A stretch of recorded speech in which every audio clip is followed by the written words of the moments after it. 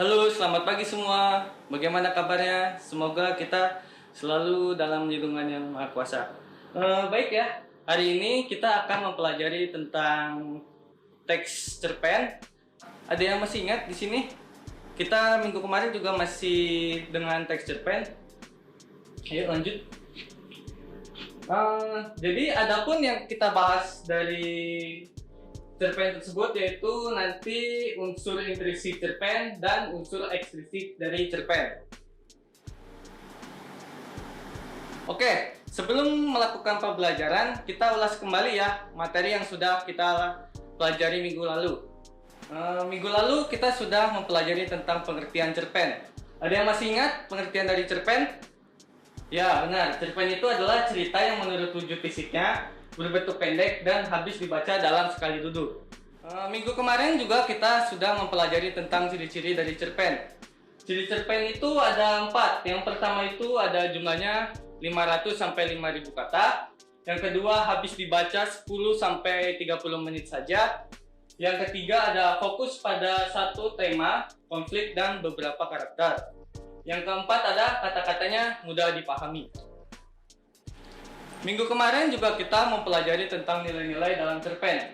Yang pertama ada nilai moral, kedua ada nilai sosial, ketiga ada nilai religius, ketiga ada nilai pendidikan, keempat ada nilai sosial, kelima ada estetis, keenam ada nilai budaya, ketujuh ada nilai kemanusiaan. Nah, kita mulai masuk ke materi hari ini. Jadi, materi hari ini yaitu tentang unsur pembangun teks cerpen. Sebelum itu, ini ada tujuan pembelajaran yang akan kita capai pada pelajaran pada hari ini. Yaitu, tujuan pembelajaran yang pertama ada peserta didik mampu menganalisis unsur intrinsik dalam cerita pendek. Yang kedua ada peserta didik mampu menentukan unsur ekstrinsik dalam cerita pendek. Kita masuk ke dalam bab pembahasan. Jadi, di unsur intrinsik cerpen terdapat 6 unsur. Yang pertama itu ada tema. Tema yang biasanya disebut dengan gagasan atau dasar cerita. Yang kedua ada amanat. Amanat itu pesan yang hendak disampaikan. Pesan tersebut biasanya yang akan disampaikan oleh penulis terhadap pembacanya. Lalu yang ketiga ada penokohan. Penokohan itu adalah sifat atau watak dari tokoh yang ada di dalam cerita.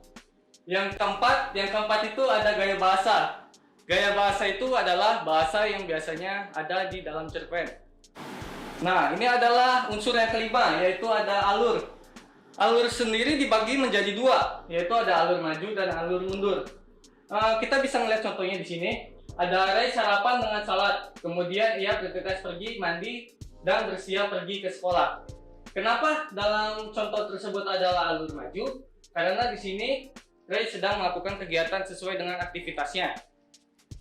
Lalu yang kedua itu ada alur mundur. Contohnya itu ada ingatannya membawa dirinya pada kejadian 5 tahun silam. Dinar bersama keluarganya sedang berlibur di rumah pamannya. Kenapa di sini termaksud alur mundur? Karena Dinar sedang flashback ke masa ia pernah ke rumah pamannya. Nah, yang unsur yang terakhir yaitu ada latar. Latar itu berupa tempat, waktu, dan suasana untuk memvisualisasikan jalannya cerita. Latar itu dibagi menjadi 3, yaitu ada latar waktu, tempat, dan juga suasana. Bisa lihat di sini. Contoh dari latar waktu yaitu matahari mulai membenamkan sinarnya.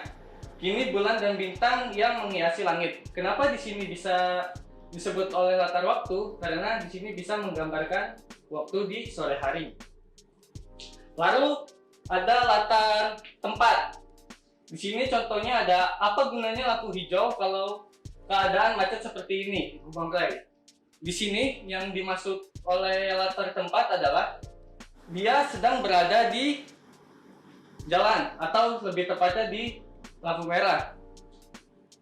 Lalu yang ketiga itu ada latar suasana. Di sini ada contohnya, udara di sini begitu sejuk, memberi ketenangan bagi pemikiran yang sedang kalut. Kenapa di sini termasuk latar suasana? Karena di sini menggambarkan udara yang begitu sejuk dan memberikan ketenangan. Oke, itu tadi adalah unsur intrinsik ya. Sekarang kita masuk ke unsur ekstrinsik dari cerpen.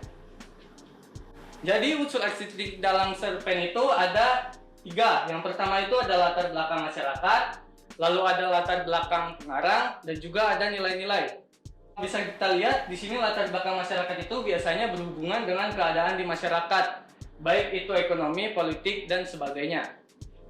Lalu ada latar belakang pengarang. Biasanya itu mencangkup tentang riwayat hidup pengarang seperti pekerjaan, pengalaman, ataupun sukunya. Lalu yang ketiga itu ada nilai-nilai. Seperti yang kita sudah pelajari minggu lalu ya. Di sini ada beberapa nilai, yaitu ada nilai moral, nilai religius, nilai sosial, dan sebagainya. Oke, jadi itu adalah materi yang akan kita pelajari pada hari ini. Sekarang kita coba simpulkan ya pembelajaran pada hari ini, yaitu dapat 2 unsur, yaitu ada unsur intrinsik dan unsur ekstrinsik. Yang pertama itu unsur intrinsik dibagi menjadi 6. Yaitu ada tema, amanat, penokohan, gaya bahasa, alur, dan latar. Lalu unsur ekstrinsiknya itu ada 3, yaitu latar belakang masyarakat, latar belakang pengarang, dan juga nilai-nilai. Nah, untuk memahami masuk dari unsur ekstrinsik dan intrinsik, saya mempunyai contoh teks ya, untuk kalian kerjakan di rumah, yaitu coba kalian tentukan. Yang pertama itu latar suasana, penokohan, amanat, dan juga tema dari teks tersebut. Coba kalian cari ya. Nanti kalau kalian sudah mencari dan mencatat di buku latihan kalian, kalian bisa mengirimkan jawaban kalian ke aplikasi Siap yang sudah saya berikan di aplikasi Siap ya, nanti tugasnya.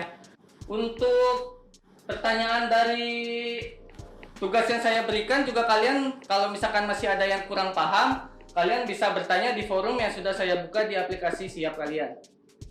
Jadi begitu saja pembelajaran pada hari ini. Tetap jaga kesehatan dan semangat belajar kalian ya. Satu lagi, jangan lupa pakai masker. Terima kasih.